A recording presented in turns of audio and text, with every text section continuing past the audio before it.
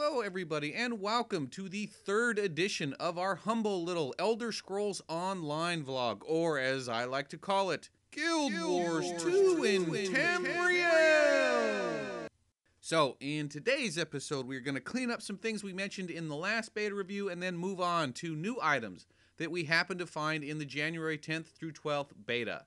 So, first things first, I want to give credit to one of our viewers, Jaden Gilliam, who mentioned that there are 2 presets and thus there will be 12 ability slots. What Jaden is referring to, of course, is my comments in regards to there only being 6 active ability buttons on screen. However, at level 15, a player will be able to unlock a second set of bars which can be hot swapped, and thus there will be, in fact, 12 buttons available. I had completely forgotten about this. Thank you, Jaden, for reminding me. Also last week, we spoke about enchanting, alchemy, provisioning, and blacksmithing being in the game. I was able to confirm all 4. At the end of the beta, a survey email was sent out, and this survey email also contained the professions of woodworking and clothier. Now, I want to make it very clear, I did not see either one of these in-game and cannot confirm that they are there as of yet, but they were in the email. Presumably, woodworking would probably be for bows and staves, and clothier would be light armor or robes. Another important note about crafting is it doesn't appear that there is going to be a limit on how many crafting professions each particular character can engage in. Now, long term, this may cause problems as far as the player-driven economy, but short term, there's going to be a natural ability point bottleneck that should keep that from happening. Crafting, just like every other skill, is going to require the expenditure of ability points to unlock new features.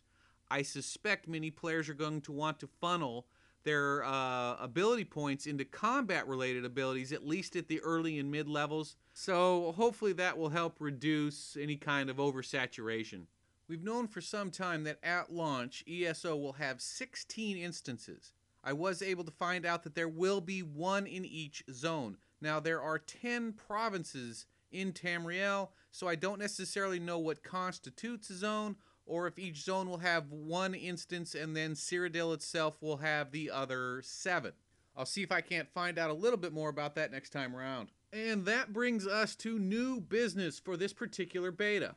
The very first new thing that caught my eye were the synergies. Now, I'm going to say right off the start, I don't know a whole lot about the synergies. You have to understand that each beta has forced the players to restart at level 0, and so there's only so far into the game that you can push over a weekend, and to make matters worse, these betas have level caps. Now, from what I understand, a lot of people think synergies are the Elder Scrolls answer to combos, but that doesn't appear to be the case. I think they would be better defined as teamwork. This teamwork concept actually works for both players and monsters. Just off the top of my head, for players, I really can't think of a huge difference between synergies and combo points. Maybe there is one, maybe there isn't. I haven't seen that yet. For monsters, though, it's a totally different story, and there were some interesting developments. For instance, a spider I ran across who was about dead decided to turn around real quick, began eating his fallen ally, and healed himself. You can't really call that a combo move. Now, that actually may not be the best definition of teamwork either, but with apologies to the slain and then shortly thereafter masticated spider, I think technically I'm on solid ground. And the last new item I wanted to talk about was costumes. Costumes have apparently been in the game for a long time. However, in my previous beta run-throughs, I never came across them. I could say they were kind of fun, and they definitely worked as advertised, allowing you to move freely around enemy factions as long as you're wearing the appropriate faction costume.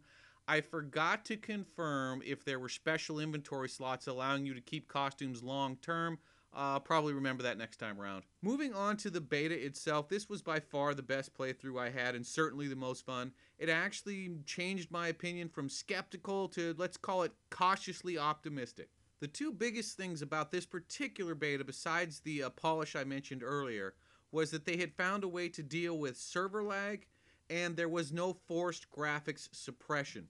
With the graphics running at full steam, you could definitely begin to see that beautiful game that we were all expecting. You may recall in a previous video, I had mentioned I thought the biggest bang that they could get for their buck was to add cool visual elements to the various abilities in the game. With the graphics turned on this time, they were there, and they definitely definitely added a lot of fun to the game. I'm not going to sit here and say that they were amazing. In fact, I'd probably describe them as adequate. But in terms of level, we're talking about the bottom third of the game, and these visual effects are almost certainly going to become more spectacular as you progress into the higher areas. Now, I want to talk about combat for a minute as well. Previously, I had mentioned that because of the lag, the combat felt a little janky, and I really was going to reserve judgment. Lag wasn't there this time around, and I think I got a pretty good picture of what the game is going to be like. Melee combat in particular was much smoother, but it felt exactly like Guild Wars 2. Monsters would be giving you some kind of cue when they were going to do some form of heavy frontal cleave or trigger some special ability. You'd basically be doing the same thing you did in Guild Wars 2, as running circles around the mob to avoid that mechanic. I didn't particularly care for it, but if you are a Guild Wars 2 fan, then I think you actually will really like melee combat. I've decided, however, I'm probably going to start out at least with a ranged character, most likely a caster. The graphics being where they need to be definitely made spellcasting a lot more interesting, and I can confirm the heat-seeking capabilities of spells that I had mentioned in a previous video. If your crosshairs are over the target once you start casting the spell, that spell will hit the target unless they trigger some form of advanced dodge mechanic. Yeah, I think that's just about everything I wanted to cover from this week's beta run-through. See you next week.